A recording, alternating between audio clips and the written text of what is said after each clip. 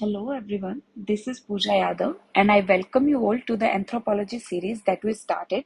This is the third lecture of that series and let me give you a quick overview of what we can expect from this lecture. First of all, we will be covering syllabus part 1.3. We will be understanding the concepts and then we will be taking the notes of those concepts. We will also add value to our answer and then I will show you some previous year questions papers so that you may know whether you are able to solve those papers or questions or not. Now, this video is presented by me, Pooja Yadav. I have appeared for the UPSC CSE Interview 2021 as Anthropology my optional, and I have also written another mains in UPSC CSE 2022 with Anthropology as optional. Now, let us start. Now, what part 1.3 says? It says main branches of anthropology, their scope, and their relevance. Now, what are those four branches? These have been explicitly mentioned in our syllabus. Now, you have to remember two things whenever the question from this part of the syllabus comes. Now, first thing is the intro should always be this. According to French boss, anthropology can be classified into four subfields, that is, sociocultural, biological, archaeological, and linguistic. Also, second thing is you always have to remember to give this diagram as the branches of anthropology whenever question from this part comes, because this will add value to your answer. Now let us go on to the branch of anthropology. First branch is sociocultural anthropology. Now, according to French boss, it is one of the subfields of anthropology. What it studies socio-cultural variation and their evolution across space and time. Means, for example, take tools. It studies how tools developed because sophisticated tools did not come into existence in a day. It was a process. What kind of process was there and where it was taking place, in which part of the world, in what way, all this is studied under this branch of anthropology. Now, giving you some historical background about this branch, it developed in 19th century and it was called as ethnology. Now, what is ethnology? It is the scientific study of human races. Now, it was called so in 19th century because at that time, various social dimensions of the races were studied. Okay, but what happened in 20th century? Cultural anthropology developed in America and social anthropology developed in Britain. Now, it was seen that there are some similarities between these two branches.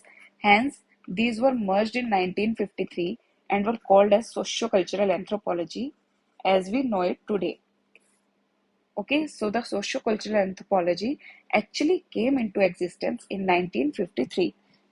Okay, now what is the expanse of this branch of anthropology, how much wider it is, that we will study under the scope part. Now it has both theoretical and applied part. What is the theoretical part?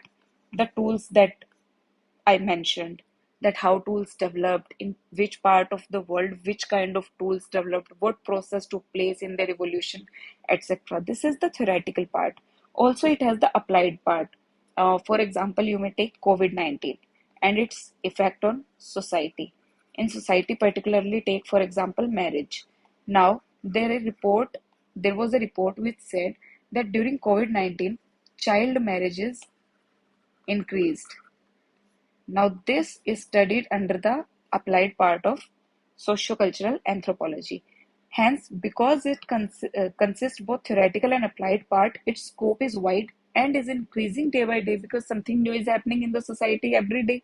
So, some specializations have come up so that we can classify the information that we collect under this sub branch and do not get confused. So, the branches are, first is political anthropology. Now, what we study in political anthropology? The various kind of political system as they exist in various society. For example, some society have political organization of a band, some have a tribe, some are chiefdoms, some are kingdoms, other are nation states, etc. Okay, so this is studied under political anthropology. Now we also have social anthropology. What we study under it, like marriage, its various forms like polygamy, monogamy. We also study kinship, etc. Okay, now then economic anthropology. In economic anthropology, we study various means of exchange. For example, barter system, money system, etc. We also have demographic anthropology, in which we study population and its various social constituents.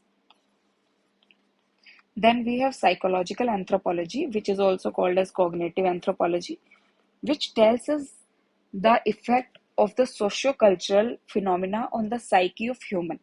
Then anthropology of religion. Of course, religion is a very important social dimension. For example, what kind of religion is followed in which society, if, whether there is polytheism or monotheism, how it evolved. Okay, so, and mind the word etc., because there are many more specializations, but it is practically impossible to write all those down. Now always remember, you can, if explanation of these branches is not asked, then you may also give or present it as this: specializations, various branch. Now you may give this as a diagram. This will add value to your answer. Okay, so now moving on, let me tell you the relevance of this branch. Now it has solved intergroup and intragroup problems. Now intergroup means the problems between two different groups, and intragroup means the problem within a group. By busting many myths. Like what kind of myths it has busted? First is racial superiority. Now, as we know that the Britishers ruled us under white man's burden theory, which was based on their racial superiority. But today anthropology says that racism itself is a myth. So there is no question of superiority of any one race. Okay, so these kind of myths have been busted. Now, don't worry about all this. You will be studying all this in the chapter race in later part of your syllabus. Also, what other myths have been busted, like tribals are savage people. It was considered that tribals are at a stage of cultural evolution which is very inferior when considered to Western civilization. But today it is seen from a different perspective, in the way that tribals have their own culture and it evolves in its own way. We do not need to compare it with Western civilization to see whether it is inferior or superior. It is unique in its own way. Okay, so the myth that tribals are savage people has also been busted. Now, it helped in tribal development and rural development. Also, it has helped in tribal rehabilitation. How? Now, because of the study of tribal, many anthropologists got engaged with the tribals because of the participant observation method. Now, those anthropologists demanded better conditions of rehabilitation and the protection of rights of the tribals from the government when any development process was taking place. So, tribal rehabilitation was given a very big role in the development process because of these efforts. Now, it has also helped in fighting discrimination against women, Dalits, etc. Because socio-cultural anthropology studied the very basic social base of untouchability and called it as unscientific. Hence, it helped in upliftment of Dalits. Now, it has also given the concept of cultural relativism, which means all cultures are equal and we do not need to compare one culture with other culture to know its stage of evolution. Every culture evolves in its own way, uniquely.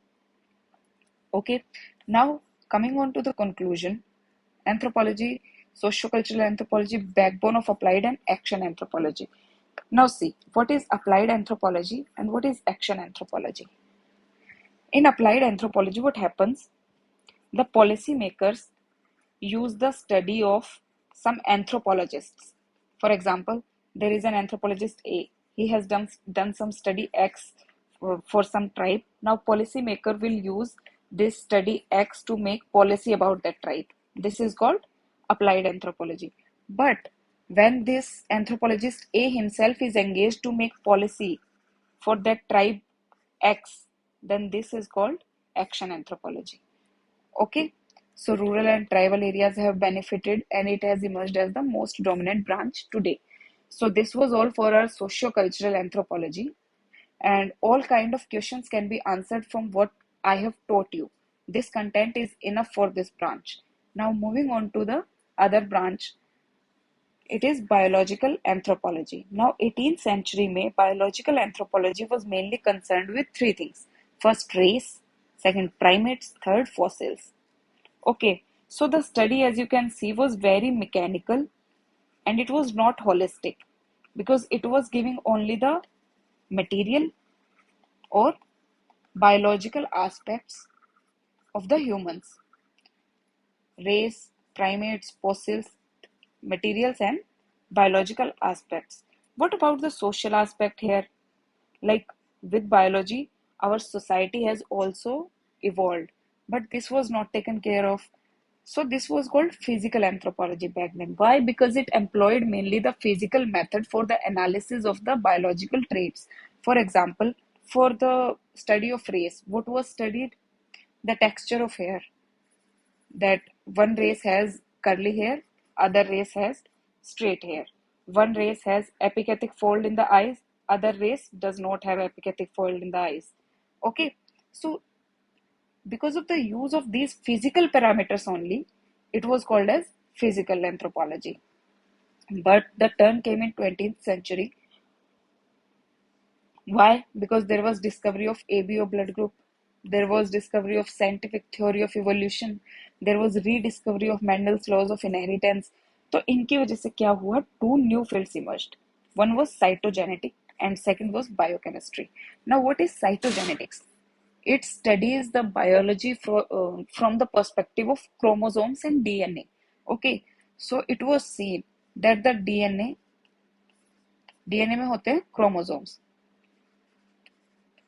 that the chromosome of curly hair can be present even in a negroid or a caucasoid or any other race. So this texture of hair is not an appropriate parameter to be used for the classification of races. Then there is biochemistry.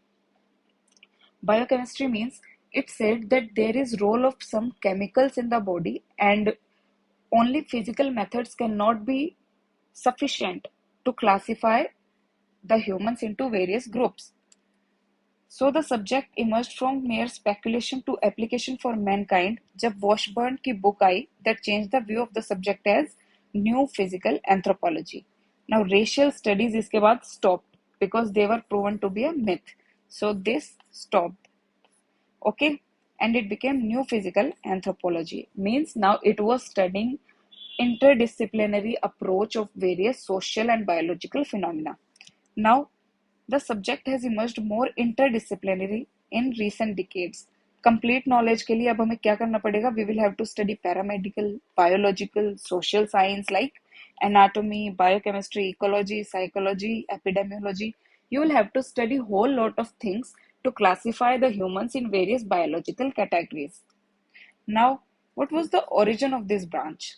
Now, in early 19th century, it was called physical anthropology, as I told you, because it studied only primates, race, fossils, etc. But then cytogenetics and biochemistry came, और इनके साथ align होके other developments आई, तब इस subject को new physical anthropology कहा गया और जो इसके अंदर कंटेंट था that came to be known as biological anthropology.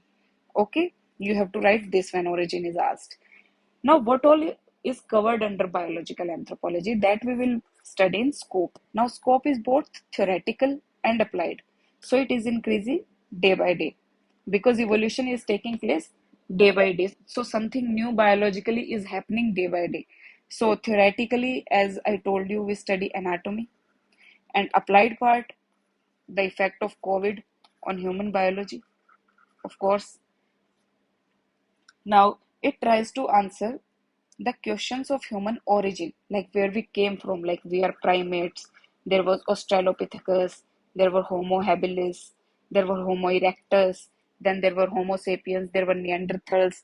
Don't worry, you will be get very familiar to these words when you will once you will study in later part of the syllabus. I am just right now trying to make you acquaint with these concepts. Now it tries to answer the questions of human origin and how diversity came into play and how biocultural factor affect their evolution and adaptation. So to study all this, there will be lot of content and we will have to classify that content so that we do not get confused. So because of that classification, many specializations emerged. What are these? Paleoanthropology, primatology, human genetics. Now what all we study under these, let me give you a just quick overview. You will be studying it in later part of the syllabus. In paleoanthropology, we study mainly fossils in holistic manner. In primatology, we studied about the taxonomy of humans. Then in human genetics, we study about our DNA, chromosomes, their variations, etc. Epidemiological anthropology, we studied about disease, their reasons, and how they can be tackled, etc. Then ecological anthropology, we studied how environment affect the adaptation of human biology. So these all are the branches, but always remember that it cannot be exhaustive because the branches are many. These are the important ones. And if their explanation is not asked, then here also what you can do is you can show them via a diagram, which will add value to your answer. Okay, so now moving on, looking at the relevance of biological anthropology. See, forensic anthropology helps in investigation of crimes. We have studied that, fingerprints have been taken from the sites. Now we will have to match the fingerprints with the criminals. That all is forensic anthropology and it comes under biological anthropology. Then there is anthropology of sports, which is called kinanthropometry, and it helps in management, training, and socialization of sports, which is a very important aspect from the social and biological perspective. Then it helps fight malnutrition in population. How there is a tribe in Northeast India who do not consume milk. So how to supplement their diet in a way that the nutrition of the milk is also given and their culture is also not distorted. This all comes in biological anthropology, so it helps fight malnutrition. Now it involves genetic counseling. Genetic counseling में क्या होता है, like family tree is seen कि mother side father side किसी को कोई genetic disorder था, what are the chances that foetus will get that disease. So for that genetic counselling is done and genetic disease को ऐसे avoid किया जा सकता है. Now genetics helps to solve paternity disputes as well. As we have seen कि DNA sample has been taken and now it will be matched whether you are his son or not. So for that paternity dispute are solved by biological anthropology. Now it helps in design of defense equipments according to the comfort of human body. Comfort is important because the person who is using the defense equipment is not comfortable himself.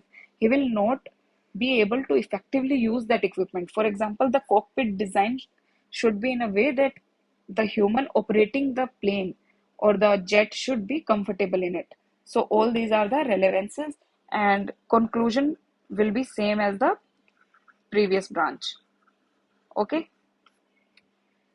Now moving on to the archaeological anthropology. This is the third branch and we will definitely start with the definition by French Boss. And what archaeological anthropology does is it studies the formation of past culture based on the archaeological remains and its growth and development across time. Like हमें सबसे ऊपर जो remains मिले हैं वो सबसे recent time के हैं और सबसे नीचे जो मिले हैं वो सबसे पहले वाले टाइम के हैं. सो इस तरह से हम देखेंगे कि कौन से टाइम पे कौन से टूल्स थे और कैसा कल्चर रहा होगा. सो हमें पता चलेगा that how humans have evolved in terms of their material culture or their social stratification in various time and at various places. Now what is the origin of this branch? Now initially क्या होता था, archaeological material की study की जाती थी और इससे क्या होता था, लिमिटेड कंट्रीब्यूशन टू ह्यूमैनिटी था. क्यों? क्योंकि ओनली मटेरियल कल्चर स्टडी किया जाता था। सो फॉर एग्जांपल मान लीजिए हमें टूल्स मिले, तो सबसे पहले क्रूड टूल्स थे, उसके बाद थोड़े फ्लेकी टूल्स आए, उसके बाद पॉइंटेड टूल्स आ गए। So this all was studied कि भाई पहले ऐसे टूल्स थे, अब ऐसे टूल्स थे, means the tool manufacturing has undergone a sophisticated evolution. But इससे कुछ और पता नहीं चल पा रहा था, सिर्फ मटेरियल कल्चर का पता चल पा रहा था, तो the contribution was very limited. Now, turn to this branch was given by this person, Wingford, in his book New Archaeology. इसमें इसने क्या बोला? That the archaeological remains should be studied with ethnographic data in an interdisciplinary way. Now, what did he mean by saying that? He meant that we are studying tools. Now see, the tool here are sharp. It means some bigger animal can be hunted. For bigger animal, coordination was required. So there was some kind of social collectivism was there. Okay. Now with other ethnographic data, if you will study it, now if bigger animal has been hunted down, plus it has seen from the archaeological remains that the size of teeth have got smaller. Okay, plus there is bigger animal hunted. How can it be so? इसका मतलब क्या है कि cooked food was eaten. इसका मतलब somewhere there was starting of family. Okay, so इसने बोला कि इस तरीके से हमें स्टडी करनी चाहिए so that we get a holistic picture from the material remains of the archaeological anthropology. और इसमें और टर्न कब आया? जब DNA fingerprinting entered the field and made it more holistic and accurate. Because DNA fingerprinting से क्या हुआ, you know, Homo sapiens as a species and Neanderthals as a species had very much in common. अब कोई skeleton मिला है तो how we will know कि ये Neanderthal का था या यहाँ पे Homo sapiens बसते थे, तो ये कल्चर किसका है?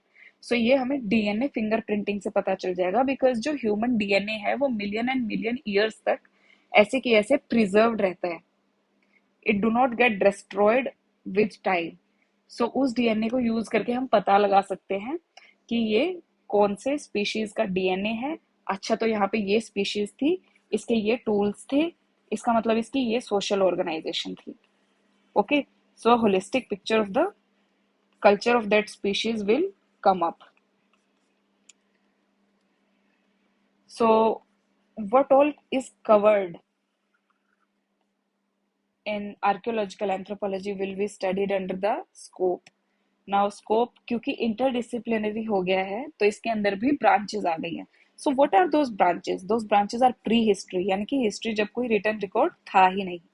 Proto history यानी कि written record, जब written record writing मतलब आती नहीं थी, और उसके बाद जब written record आया उसके बीच का जो period था, that is called proto history.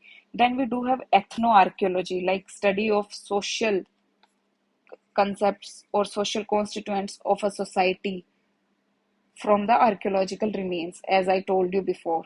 Also maritime anthropology, because many of the remains have also been found underwater. So now talking about the relevance, it plays important role in conservation of artifacts, of course. It helps in better management of archaeological remains, because इसकी help से we are able to classify the remains of various species, their social constituents and etc. We classify them in different categories and preserve them differently. So क्या होता है, management अच्छे से हो जाती है. It helps in holistic interpretation of culture, कि उस टाइम पे कैसा कल्चर था based on the material culture. Like उस टाइम पे ऐसे टूल्स थे तो अच्छा ओके ऐसे एनिमल को हंट किया जाता था, ओके सोशल स्ट्रक्चर मतलब ऐसा था, तो होलिस्टिक इंटरप्रिटेशन हो जाती है. Then it provides with important insights in history.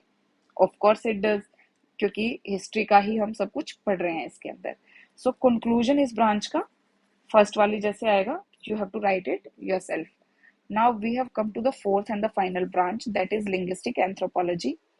Of course, it is one of the four sub-branch given by French Pause. It deals with the study of language and speech as socio-cultural phenomena across space and time. Now, ऐसा है that only Homo sapiens have the ability to speak and have the language so that they can very clearly send their message to one another. Any other species do not have that much developed language.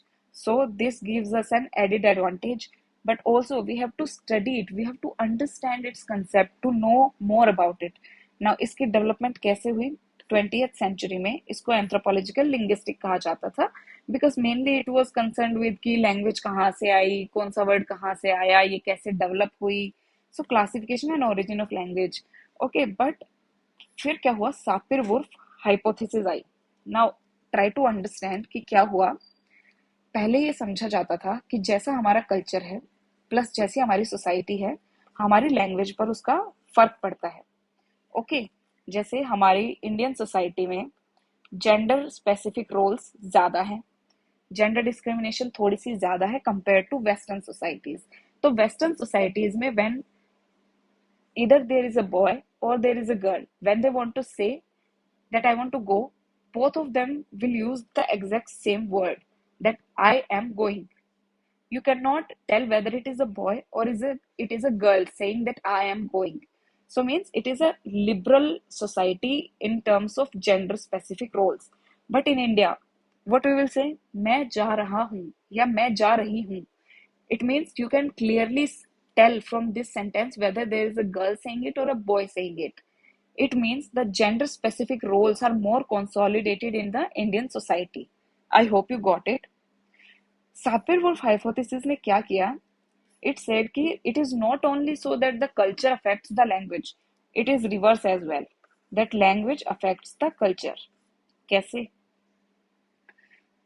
इन्होंने बताया कि language में आप जितने specific roles रखोगे उस हिसाब से आपके जो कल्चर है उसकी स्पेसिफिसिटी का पता चलेगा. फॉर एग्जाम्पल, इन इंग्लैंड और in western society there is uncle and aunt. That's it. Whether it is from the side of mother or side of father, there are uncle and aunt. Means kinship bonds are not that much based on patriarchal or matriarchal lineage. But here in India, we call chacha, chachi, mosa, mosi, bua, and all these. There are different roles and different names given to the relatives from mother side, given to the relatives of father side. For example, the brother of mother is called mama and the brother of father is called chacha, whereas in western society the brother of mother is called uncle and the brother of father is called uncle. So this tells us that the kinship system is not that much consolidated in western society as much as it is in Indian society. Okay, so I hope you got a rough idea, because this will you will be studying this in later part of the syllabus in a much more detailed manner. I am just here trying to acquaint you with the concept. Then 1950 onwards, language started to be studied as a vehicle of culture and its effect on human behavior. Now, as a vehicle of culture, how? Because कैसे हम बताएंगे अपनी आने वाले generations को that what culture we are carrying? The first language which a child learns is his native language, his mother tongue. Okay, that mother tongue gives him a fair idea that what kind of culture is supposed to be followed in the society in which he is born. Okay, now because of these developments, the scope has become wide and is expanding day by day. Now coming on to the scope of linguistic anthropology, it is interdisciplinary हो गया है, तो specialisation emerge हो गई है. So one is historic linguistics, की languages की history क्या है, कैसे वो इवॉल्व हुई, कैसे वो ओरिजिन उनका कैसे हुआ, etcetera. Then there is social linguistic, कि सोसाइटी के ऊपर लैंग्वेज का क्या फर्क है और लैंग्वेज के ऊपर सोसाइटी का क्या असर है. Then there are structural linguistic, कि कौन से कि इनमें हम पढ़ते हैं फेनेटिक्स वगैरह, जिनमें कि वर्ड्स का जो मेकअप है वो कैसे किया गया है, क्या उनका स्ट्रक्चर है, किस तरह से उन्हें बांधा गया है आपस में and all. Okay, so the relevance, okay, show them as this if not asked in great detail, show them as figure, because this will add value to your answer. Now coming on to the relevance, it is important because language is a vehicle to culture. हमें अपने आने वाले generations को अपना culture सिखाने के लिए language की जरूरत है. That's why linguistic anthropology is important because it studies that very language. Now also it helps to study and understand the linguistic diversity of India. The linguistic anthropology is more of a relevance in India because there is a lot of linguistic diversity.